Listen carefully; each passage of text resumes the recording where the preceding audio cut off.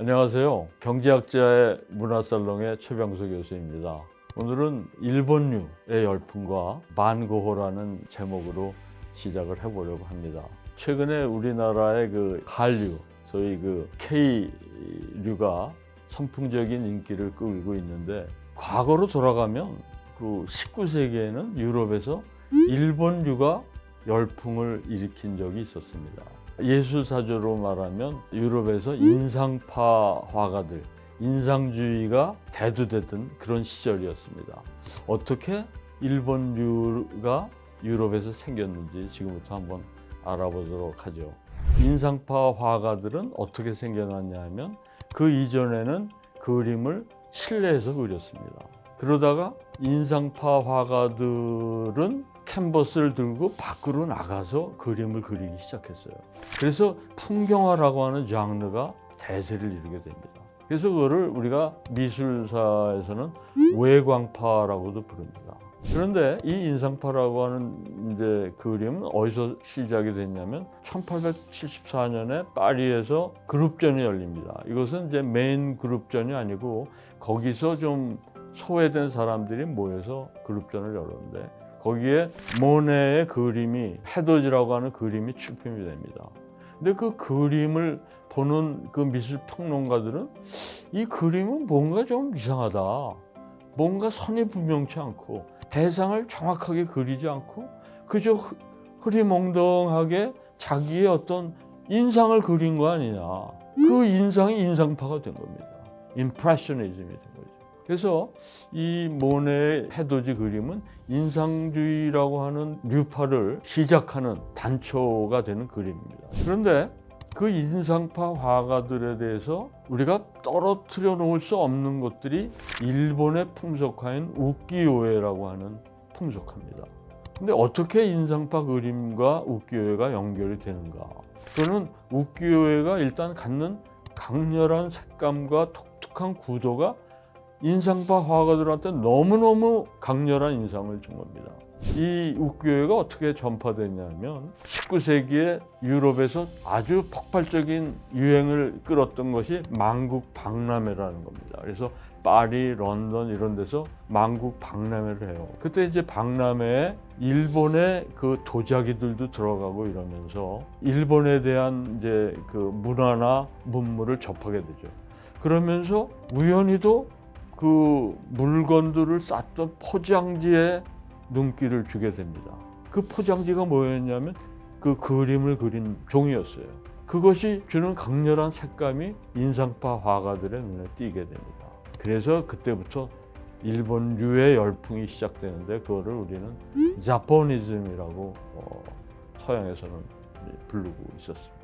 인상파 화가들한테 우키요에가 얼만큼 영향을 줬냐 하면, 에드워드 마네가 그린 에밀 졸라의 초상을 보면 그 배경에 보면 일본의 무사도가 그려져 있습니다.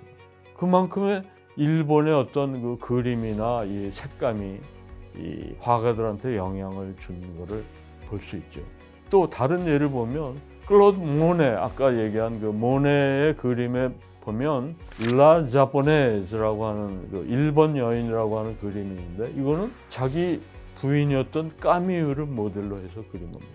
그래서 자기 부인이 그 일본 옷을 입고 있는 거를 그린 작품이 일본 여인입니다. 대표적으로 영향을 많이 받은 사람이 바로 빈센트 반 고흐였어요. 이 반 고흐의 그림 중에 보면 탕기 영감의 초상이라고 하는 아주 유명한 그림이 있습니다.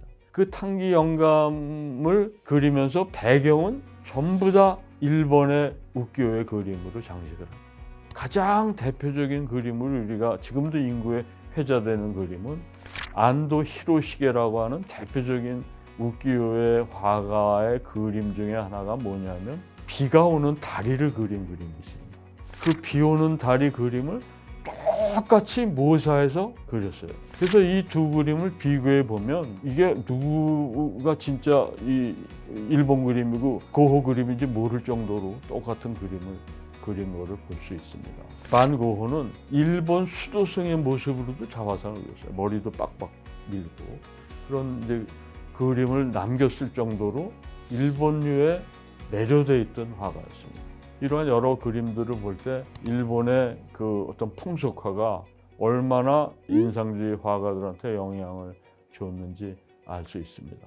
일본의 서양의 문물을 받아들이는 그러한 그 과정을 보면 여러 가지 문물을 도입하면서 서양 화학, 즉 유화도 들어오게 됩니다. 이 유화가 전통적인 그 일본의 화단에 영향을 끼치게 되죠, 당연하게도. 그래서 일본의 그 회화도 전통적으로는 이제 수묵화였는데 이 컬러풀한 그러한 그 이 색감이 도입이 되게 되죠. 이것이 이제 우키요에의 판화에서 특히 더 강렬하게 나타나게 됩니다. 재밌는 사실은 현대 일본 사람들이 제일 좋아하는 그림이 인상파 그림이에요. 그러니까 어떻게 보면 일본의 그런 우키요에라고 하는 작품이 프랑스의 인상파 화가들한테 깊은 영향을 줘서 그것을 그림으로 그려냈는데 그러한 인상파들의 그 그림을 현대 일본 사람들이 다시 좋아하겠다라고 하는 것이 어떻게 보면 미술사나 어떤 이 서양의 어떤 근대사를 볼 때 참으로 재미있는 아이러니한 사실이라고 생각이 됩니다. 그래서 어떤 세상의 유행이 돌고 도는 것이 아닌가 그런 생각을 해보게 됩니다. 오늘은 일본류의 열풍이 어떻게 19세기의 파리의 화단, 인상파 화가들한테 영향을 줬는지 이런 얘기를 주제로 다뤄봤습니다. 여러분들이 반 고흐의 그림을 보시거나 일본의 우키요에의 작품을 보실 때 이러한 연관성을 같이 보시면서 봐주시면 훨씬 더 좋은 경험이 될 거라고 생각이 됩니다. 이것으로 마치겠습니다. 감사합니다.